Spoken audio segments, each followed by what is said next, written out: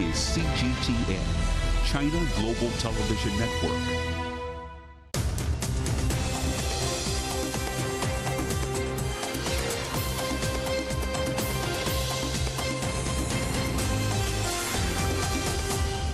Live from London, this is The World Today.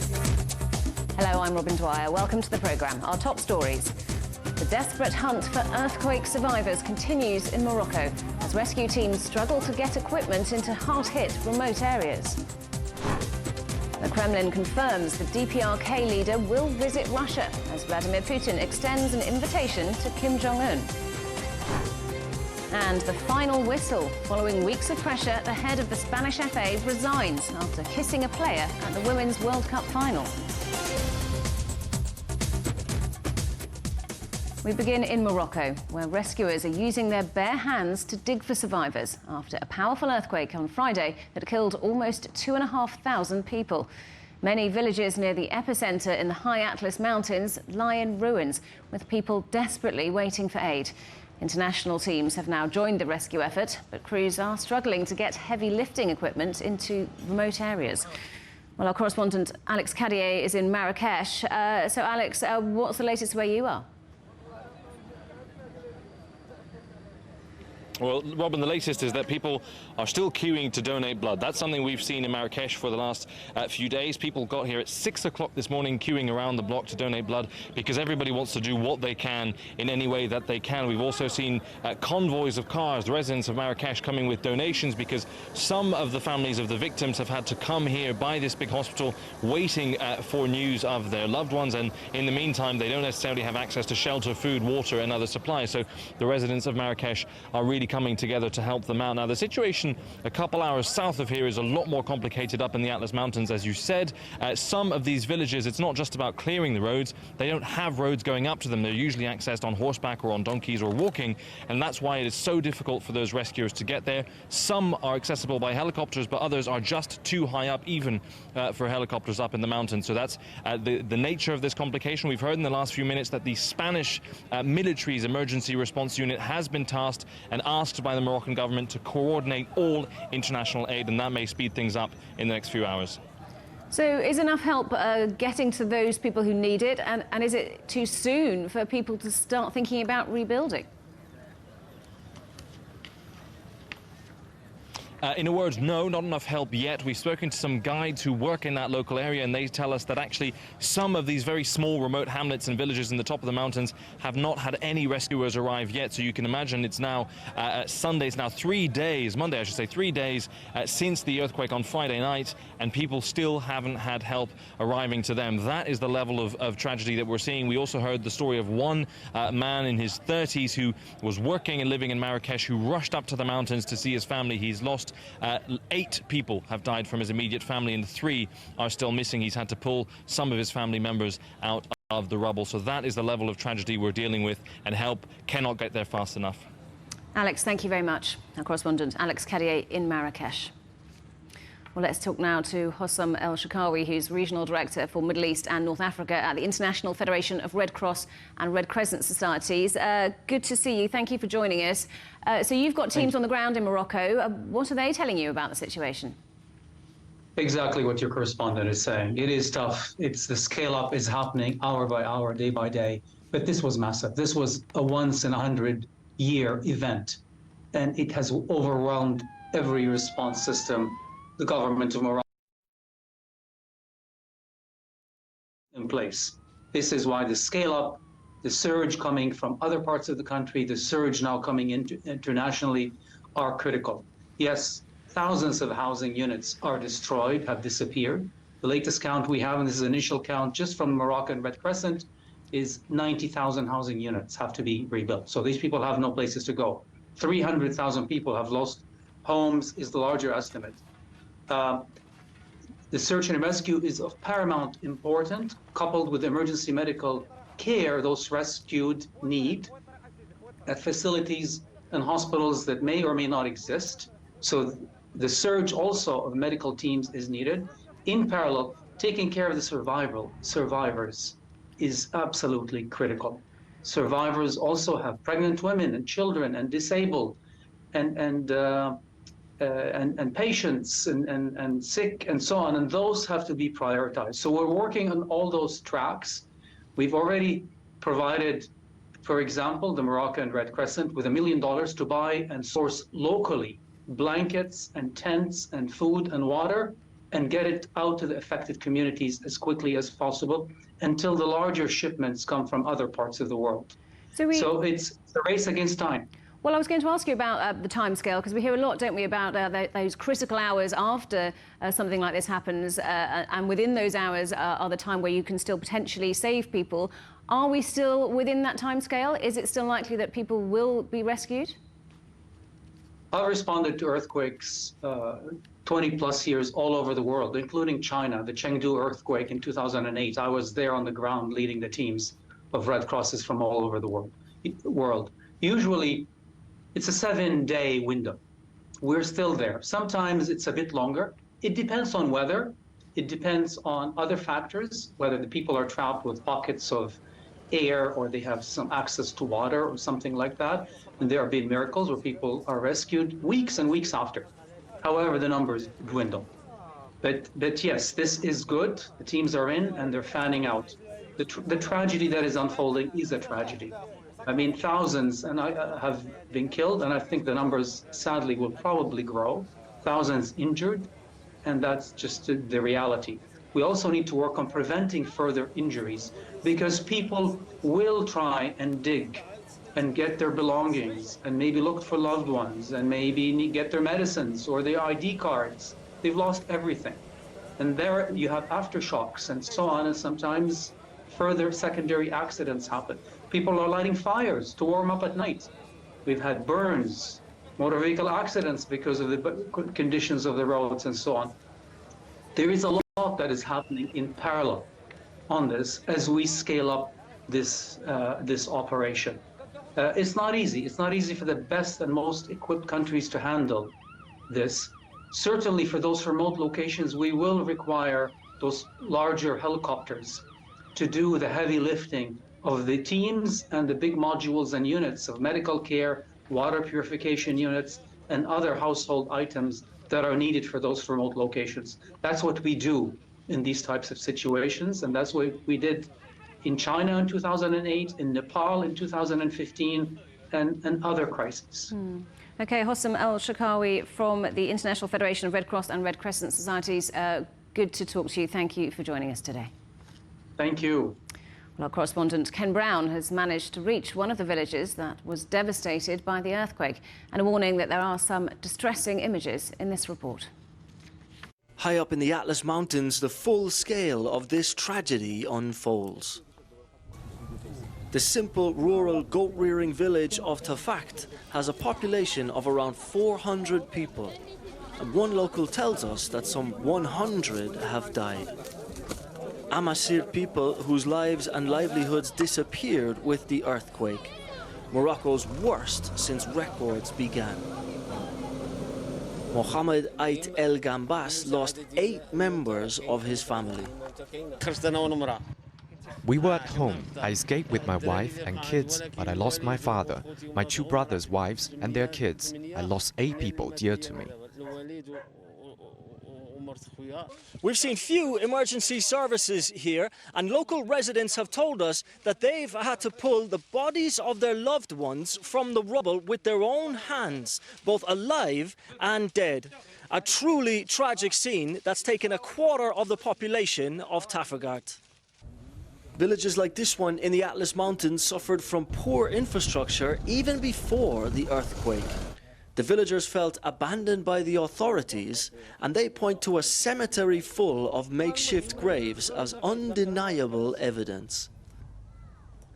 Individual piles of sticks and stones hide 100 tragedies, families hoping to give loved ones a dignified burial amid the chaos. Winter is close and people are poor. We hope that the authorities help with rebuilding the houses, even if they put up half the money. We hope they do something, but don't know if they will. As the death toll continues to rise, Morocco's grieving has only just begun. Ken Brown, CGTN, to fact. Moscow has confirmed that DPRK leader Kim Jong-un will visit Russia at the invitation of President Vladimir Putin. A statement by the Kremlin said the trip would take place in the coming days. Reports in South Korea say Kim has already boarded a train to Vladivostok for talks with Putin at the Eastern Economic Forum. Last week, US officials said Pyongyang and Moscow would be discussing possible arms supplies to bolster Russia's military effort in Ukraine. Well, let's talk to our correspondent Dasha Chernyshova in Moscow. So, Dasha, what do we know about this potential meeting between Kim Jong-un and Vladimir Putin? Well, that's right. The Kremlin has finally confirmed that the North Korean leader Kim Jong-un will be traveling to Russia. This happened after South Korean media started to report, citing sources, that a special train was bound for Russia has left North Korea with the leader of the country on this train. So the understanding is that Kim Jong-un might be in Russia as early as on the 12th of September, early in the morning, and the meeting presumably will take place on the 13th of September. Before that, however, the Kremlin has not been confirming the information. We also understand that the agenda has not been announced as officially so far, but the reports have been suggesting that the sides could talk about the potential military cooperation. Moscow has said before that it cherishes its relations with Pyongyang and is going to develop those bilateral ties despite the opinion of other countries. Russian Defense Minister Sergei Shoigu was also in North Korea earlier in summer, earlier this year. He has traveled there for the talks. He was also attending several ceremonies, official events. So definitely we understand that the Russian Federation is trying to bolster its ties with North Korea. North Korea is welcoming that move as well. The previous summit between the two leaders took place also in Vladivostok. It was in 2019. And the Russian president is already in the city as he's attending the events of the Eastern Economic Forum. And Dasha, it's thought this possible meeting could take place at the annual Eastern Economic Forum in Vladivostok. What's on the agenda there?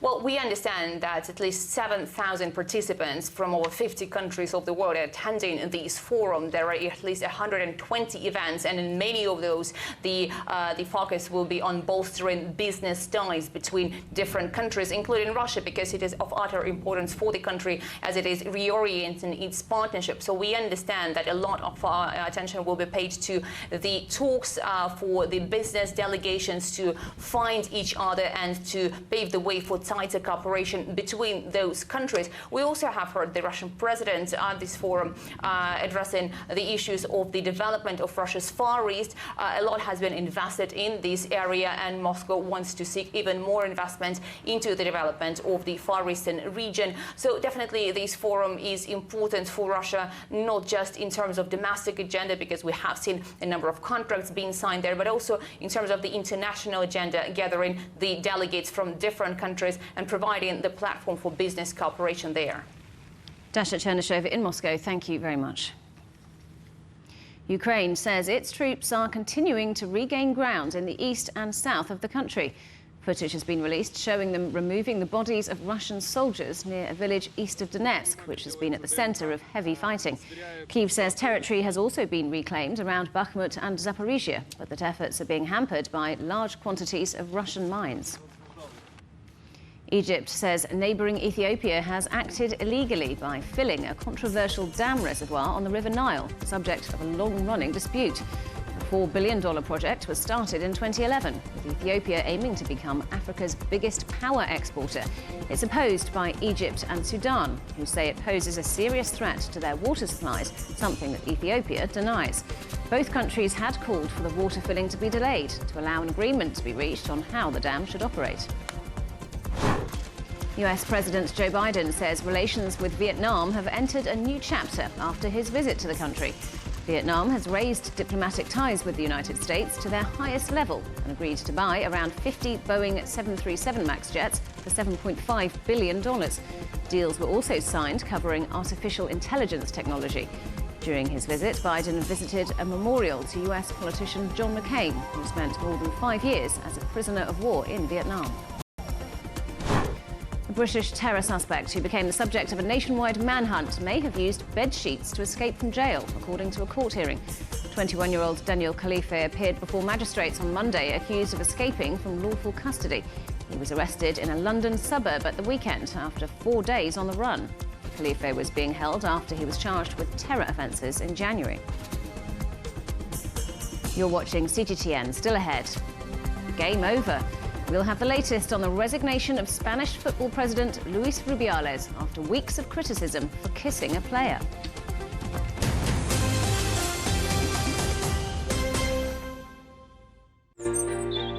Ever wondered what's the difference between a bear and a bull market? Where are the cash cows? And who are the lame ducks? And what exactly are black swans? Grey rhinos? And unicorn companies? Make sense of it all with Global Business, only on CGTN. There's a new agenda for a new world, accelerating change in almost every part of our lives. It's shifting the norms of how we work, travel, and connect. How we think, interact, and develop. It's a new reality, a new agenda with me, Juliette Mann. Events have consequences. Words create impact. One more offensive in a long line of battles that's been ongoing for more. Just got to be careful here with some gunshots. Excuse us, excuse us. The world today matters for your world tomorrow. The number of casualties is growing quickly. Why, this is one of the hardest hit towns in the region. The world today, every day on CGTN.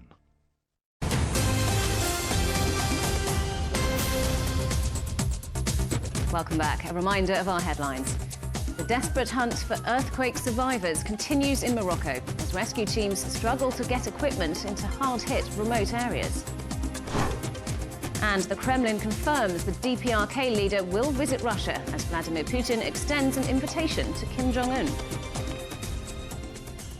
Luis Rubiales has resigned from his role as the president of the Spanish Football Federation. It follows weeks of calls for him to step down after he kissed player Jenni Hermoso on the lips during the medal ceremony at the Women's World Cup final. He insisted that the kiss was mutual and consensual, something she has denied. Hermoso filed a legal complaint against Rubiales last week. Well, our correspondent Siobhan McCall is following the story. So, Siobhan, Rubiales finally deciding to step down. What's changed? Yes, Robin, after weeks of being defiant and saying he was going nowhere, on Sunday, Rubiales did step down from his role. And he actually did it in perhaps a rather strange way. He announced it on a show with a British journalist, Piers Morgan. He did a 2-hour sit-down with him and he explained his reasons for stepping down. He announced his resignation. He said mostly he'd spoken to his family, he'd spoken to his dad, to his daughters, and they spoke to him about his time to focus on his dignity and also the damage that he's done to the family and also the damage to the sport. So he then put a statement out afterwards explaining that his role was then untenable, and he also spoke on the subject of damage to the sport about how he felt this was best for Spain's 2030 World Cup bid. So that's a joint bid with Morocco, Portugal and Ukraine. Spain haven't had the Men's World Cup since 1982, and he said he felt because the host will be announced next September that it was time for him to kind of move on and then it could be quite stable. So what changed? Because he was very defiant. Well, I think 3 things happened in the last week. Firstly, Jorge Vilda. He was the manager of the Spanish team. He was a close ally of Rubiales. Well, he was sacked from his role. Then there was Jenni Hermoso, of course, the player at the centre of all this. Rubiales says the kiss was mutual. She says it was unsolicited, and she filed a legal complaint accusing him of sexual assault. And then the national prosecutor took that up with Spain's top court and also fired a complaint about coercion. And that relates to claims, alleged claims from Jenni Hermoso's family that they were pressured into coming out and saying that she justified his behaviour. Well, it's important to say in all of this that Rubiales may have changed his stance on stepping down, but what he hasn't changed his stance on is that he is innocent. He says he has faith that the truth will come out. So he has decided to move on from his job. What happens now? So the first thing will be what happens with the High Court. They need to decide whether to take the investigation further, to take it to criminal proceedings. If they go ahead with that, it could be a long time. There's some reports it could take maybe 2 years. And if he is found guilty of sexual assault, then he's looking at something either a fine all the way up to 4 years in prison. Then the next question away from Rubiales is what does this mean for Spanish society? Well, members of government ministers have already come out and said, you know, this is great for feminism. There is going to be inevitable change. But there's also another camp that are very angry about how he chose to announce it. So he's done it on a British channel with a British journalist in English. And Piers Morgan might be well known in England and America. He is not well known in Spain. So many people feel that actually this is just a backdoor way of announcing it. And he should have come out on a Spanish channel or in the Spanish media and done the announcement in Spanish. And then there's also the issue of Spanish football. The sad thing in all of this is that only 3 weeks ago, Spain won the World Cup, and we have barely spoken about it. And in fact, 81 players came out and said they would not play again for the Spain team until Rubiales and Jorge Vilda were removed from their roles. Well, they're gone now. Jorge Vilda has been replaced by Spain's first female coach. And they have a game in September the 22nd against Sweden. It'll be their first game since the World Cup. The interim president has come out and said, right now it's time to undo the damage that is done. It's time to move forward. So that's a good opportunity for it. So we'll have to watch this space. Siobhan, thank you very much. Our correspondent, Siobhan McCall. China has denied accusations of spying in the UK and accused the British government of spreading false information. It comes after police arrested a researcher working in the British Parliament, said to have had links to members of the ruling Conservative Party. The man has released a statement saying he is completely innocent. China's foreign ministry urged the UK to stop anti-China political manipulation. The Chinese and British leaders recently met on the sidelines of the G20 Leaders Summit to exchange views on bilateral relations and issues of common concerns. We hope the British side will stop political speculation, uphold the spirit of mutual respect and equal treatment, and promote the development of China-Britain relations in a constructive manner.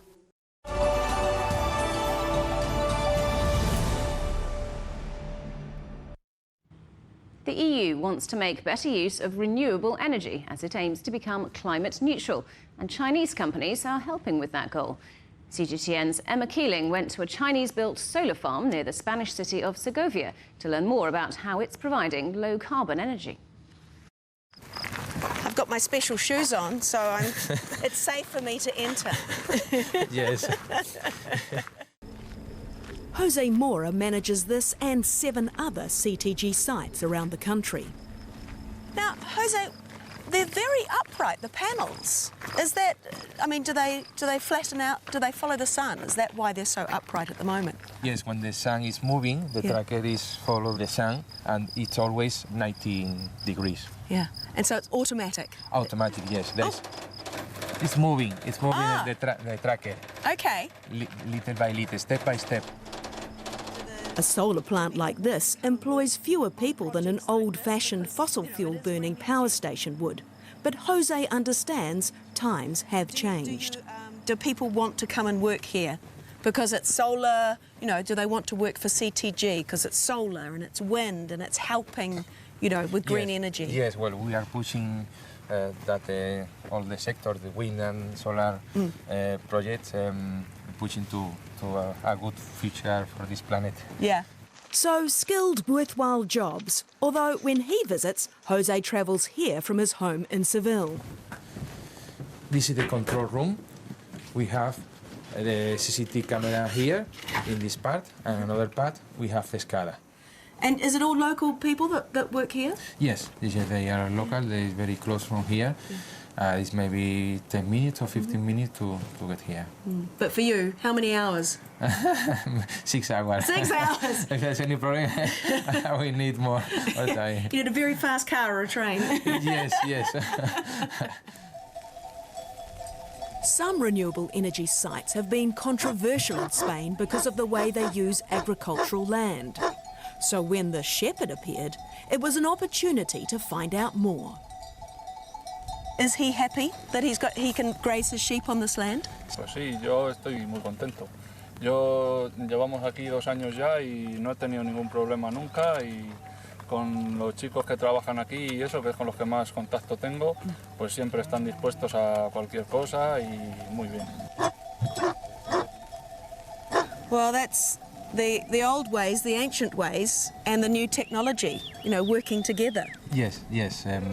It's amazing to mix the old technology, science, and the new one. Yeah, yeah. I've never heard sheep described as technology, but yeah, why not?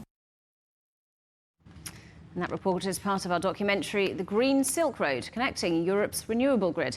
Go to CGTN Europe's website or our YouTube channel to watch the whole story. The International Atomic Energy Agency says it's in serious financial trouble and could halt operations within a month if member states don't pay outstanding fees. Those arrears currently exceed $215 million, nearly double the amount that was owed last year. Director General Rafael Grossi says it's the UN nuclear watchdog's worst financial crisis in nearly 30 years. There are few countries that are in arrears. Actually, 44% of my membership sadly, is in arrears. But of course, there's a very relatively small group of countries that are the largest contributors, and this is where the problem lies, actually. Finally, forget taking your dog for a walk. How about making them ride the waves? Surf's up for these dogs at the annual Surfathon in California. The animals and their owners took to the water at the event, which raises money for orphaned pets. A dog named Sugar took first place, claiming the title of Best in Surf. The headlines again. The desperate hunt for earthquake survivors continues in Morocco as rescue teams struggle to get equipment into hard-hit remote areas. The Kremlin confirms the DPRK leader will visit Russia as Vladimir Putin extends an invitation to Kim Jong-un. And following weeks of pressure, the head of the Spanish FA resigns after kissing a player at the Women's World Cup final. And that is The World Today. Thanks for watching. We're back with more news at the top of the hour. Coming up next, it's World Insight. For now, from all of the team in London, it's goodbye.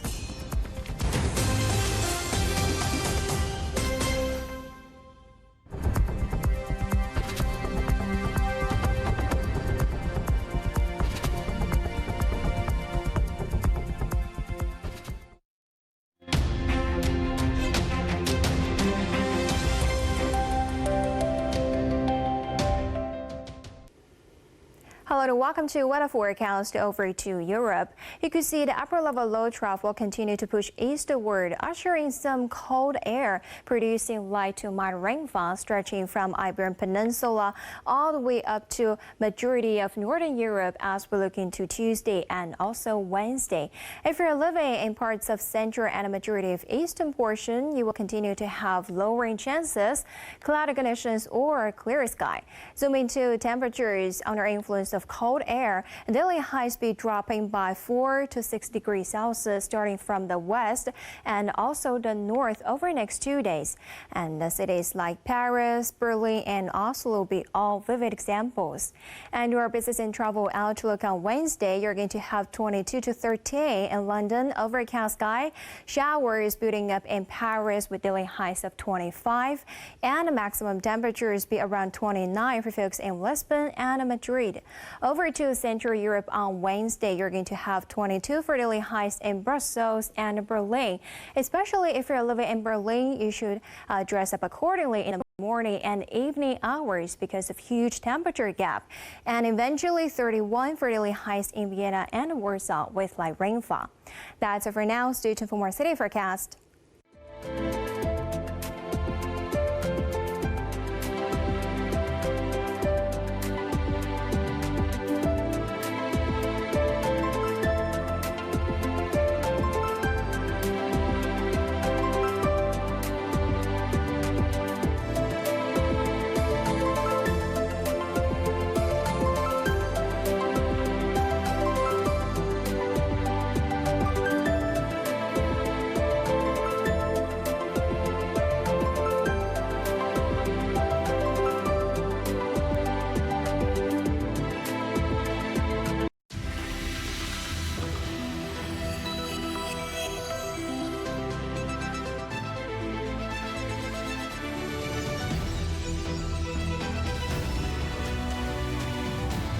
This